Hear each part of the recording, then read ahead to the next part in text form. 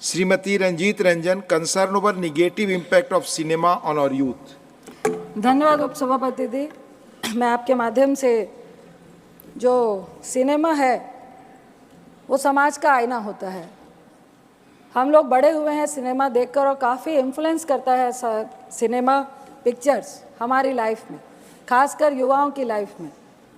आजकल कुछ इस तरह की पिक्चरें आ रही हैं, अगर आप कबीर से शुरू करें, पुष्पा से शुरू करें, और अभी एक एनिमल पिक्चर चल रही है। मैं आपको कह नहीं पाऊँगी कि मेरे बेटी के साथ भी बहुत सारी बच्चियाँ थी जो कॉलेज में पढ़ती हैं, सेकेंड ईयर में पढ़ती हैं। आधी पिक्चर में उठ के रो के चली गई कि इतनी आखिर हिंसा और इतना वायलेंस और महिलाओं के साथ डिसरिस्पेक्ट को जस्टिफाई करना पिक्चरों के द्वारा, मुझे लगता है कबीर में जिस तरह वो अपनी वाइफ को ट्रीट करता है और इस मूवी में जिस तरह से वाइफ को ट्रीट करता है, और लोग और समाज और पिक्चर भी उसको जस्टिफाई करते दिखा रही है, ये बहुत ही सोचनीय विषय है। दूसरा, युवाओं पे सभापति जी बहुत सारे ऐसे एग्जाम्पल्स हैं कि इन पिक्चरों का, इन वायलेंस का और गलत नेगेटिव रोल को हीरो की तरह पेश करने में हमारे आज के खासकर 11वीं और 12वीं के बच्चे इनको रोल मॉडल मानने लगे हैं। कई इस तरह की हिंसा हमें समाज में देखने को मिल रही है, जो एग्जाम्पल और जो उदाहरण वो पिक्चरों से लेकर आते हैं। तीसरा, उच्च कोटि का इतिहास है पंजाब का, हरि सिंह नलवा का। उसमें एक गाना है कि फड़ के गंडासी मारी अर्जन वैली ने। ये इतिहास को एक गैंगवार में, दो परिवारों की नफरत की लड़ाई में, जिसका बेटा अपने बाप के प्यार के लिए मरता हुआ, या बिल्कुल उसके लिए वो भी जस्टिफाई नहीं कर पाई है ये पिक्चर, और उसमें वो सरेआम हॉस्टल में, कॉलेज में, बिल्डिंग्स में बड़े बड़े हथियार लेकर मारता है, और कोई कानून, कोई लॉ एंड ऑर्डर, उसको कोई सजा नहीं जाता है। ये भी हम पिक्चर में जस्टिफाई कर रहे हैं।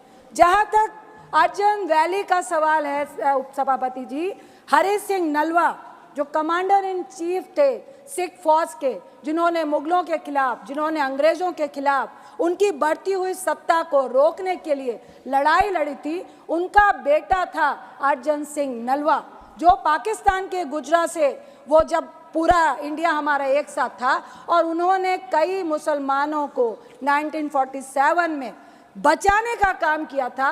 इस उच्च कोटि के इतिहास को आप एक गैंगवार में, आप उस गाने को बैकग्राउंड में दिखा के, जो हमारी धार्मिक आस्था को भी बहुत ज़्यादा दर्द महसूस करवाता है।